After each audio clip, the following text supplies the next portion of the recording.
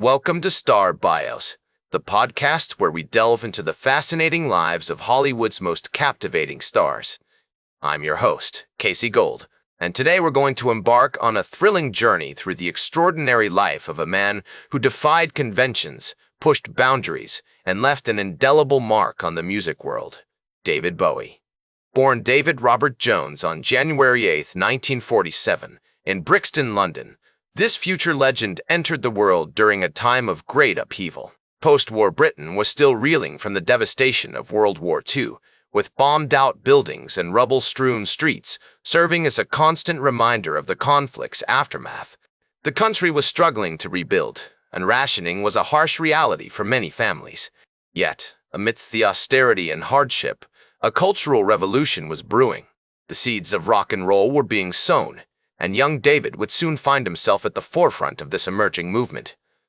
As we step into the world of 1940s London, imagine the sound of air raid sirens still echoing in the distance, the smell of smoke and ash hanging in the air, and the sight of families huddled together, trying to make sense of the chaos around them. It was against this backdrop that David's family welcomed him into the world. His father, Haywood Stenton Jones, was a promotions officer for the children's charity Barnardo's, working tirelessly to support vulnerable children and families affected by the war.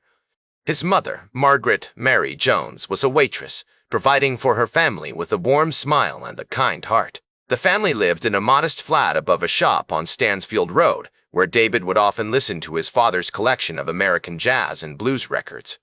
The sounds of Duke Ellington, Count Basie, and Little Richard filled the air, transporting David to a world beyond the constraints of post-war Britain. These early exposures would later influence his eclectic musical tastes and genre-bending style, as he absorbed the rhythms and melodies like a sponge. As a young boy, David attended Stockwell Infant School, where he developed a passion for music and art that would stay with him throughout his life. His parents encouraged his creative pursuits, gifting him a plastic saxophone at the age of 13. This humble instrument would become the catalyst for David's future experimentation with sound and identity. He soon progressed to playing the saxophone in local bands, including the Con Rats, where he met his first collaborator and friend, George Underwood. Together, they would spend hours rehearsing, dreaming up new sounds, and pushing each other to explore the boundaries of music. The London of David's youth was a hotbed of artistic innovation, with the British invasion gaining momentum and bands like the Beatles and the Rolling Stones dominating the airwaves. David's own musical tastes were shaped by these emerging sounds, as well as the avant-garde leanings of artists like Little Richard and Elvis Presley. He devoured books on art, philosophy, and science fiction, laying the groundwork for his future exploration of themes like identity, technology, and extraterrestrial life. Authors like George Orwell, Aldous Huxley, and J.G. Ballard sparked his imagination, while the works of artists like Salvador Dali and Pablo Picasso inspired him to think outside the box. David's family moved to Bromley, Kent, when he was 6 years old, and it was here that he developed a close relationship with his older half-brother, Terry Burns. Terry, who suffered from mental health issues and would later be diagnosed with schizophrenia, introduced David to the works of authors like William S. Burroughs and Jack Kerouac. These Beat Generation writers would have a profound impact on David's worldview, influencing his perceptions of nonconformity, creativity, and the human condition. The two brothers would spend hours discussing the meaning of life, the power of art, and the importance of challenging societal norms. As David navigated his teenage years, he began to explore the city's vibrant music scene, attending concerts at the Marquee Club, where he witnessed performances by iconic acts like The Who and the Kinks. These experiences not only fueled his passion for live music, but also instilled in him a sense of restlessness, a desire to push beyond the boundaries of conventional rock and roll. He was drawn to the raw energy of the live performances, the way the musicians seemed to tap into something primal and unbridled. This sense of freedom and rebellion would stay with David throughout his career, as he continually sought to innovate and experiment. The early 1960s were a time of great social change, with the civil rights movement gaining momentum in the United States and the emergence of mod culture in Britain. David, with his sharp suits, slicked back hair, and irrepressible enthusiasm, was perfectly positioned to ride this wave of cultural upheaval. As he honed his craft, playing gigs in local clubs and bars, he began to develop a unique persona, one that blended elements of music, art, and theater. He was a true original, a chameleon-like figure who could effortlessly shift between different styles and personas. With his first single, Liza Jane, released in 1964 under the name Davy Jones with the King Bees, David took his first tentative steps into the spotlight. Though this early effort would not bring him widespread success, it marked the beginning of an incredible journey, one that would take him to the heights of fame and artistic expression. As the 1960s progressed, David Bowie's unique blend of music, art, and theater continued to evolve, setting him apart from his contemporaries like a supernova bursting forth in a vibrant galaxy. The year 1966 marked a pivotal moment with the release of his first solo single, Do Anything You Say, a melodic whisper that hinted at the innovative storms brewing within him. However, it was his 1967 debut album, simply titled David Bowie, that served as a significant turning point in his career, akin to an artist unveiling their masterpiece after years of meticulous craftsmanship. Although the album did not achieve widespread success initially, it showcased Bowie's growing experimentation with different styles and genres, from the genres of folk to the psychedelic explorations that seemed to stretch the very fabric of sound. The late 1960s were a time of great creative ferment for Bowie, as he immersed himself in London's vibrant underground scene with the fervor of a Renaissance man discovering new worlds.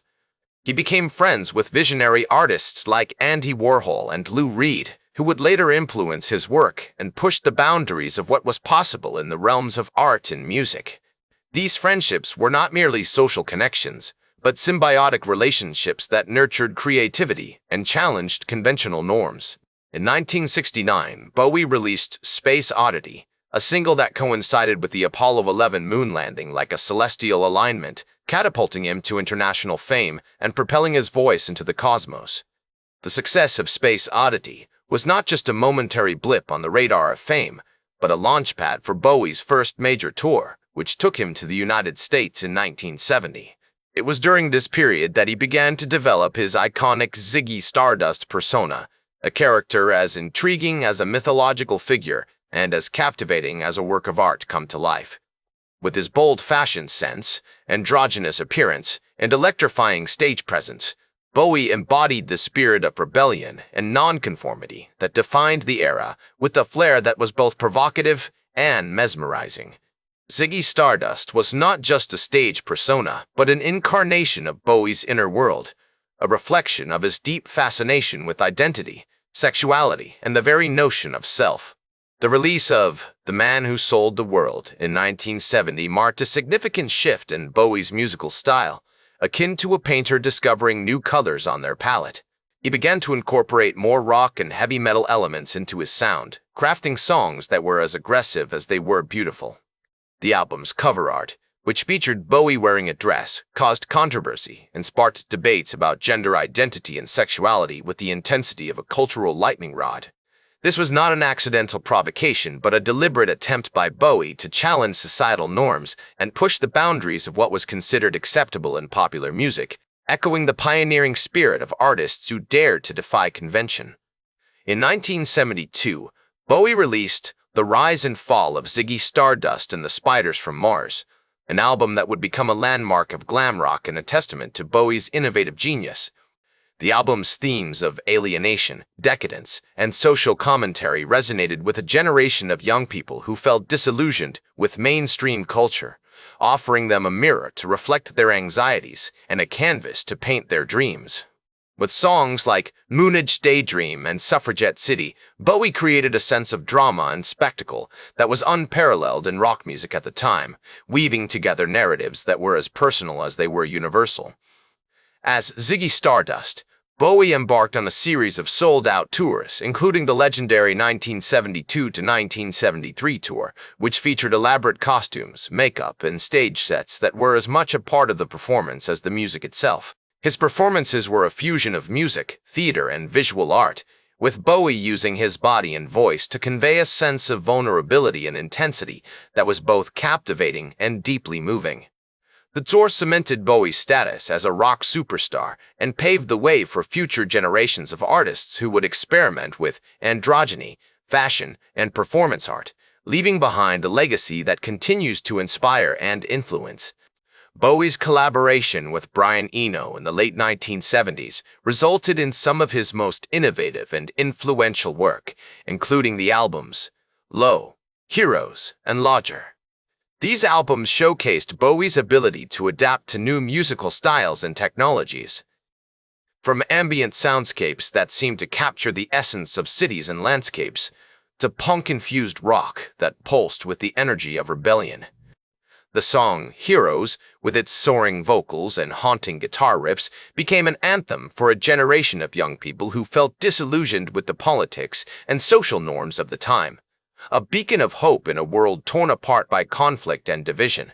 As the 1980s dawned, David Bowie continued to push boundaries, exploring new sounds and personas in his music like a masterful chameleon.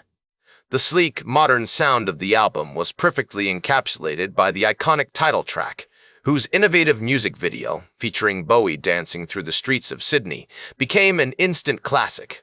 However, as the years went by, Bowie soon became disillusioned with the superficiality of the music industry and began to experiment with more avant-garde projects, such as the Tin Machine era.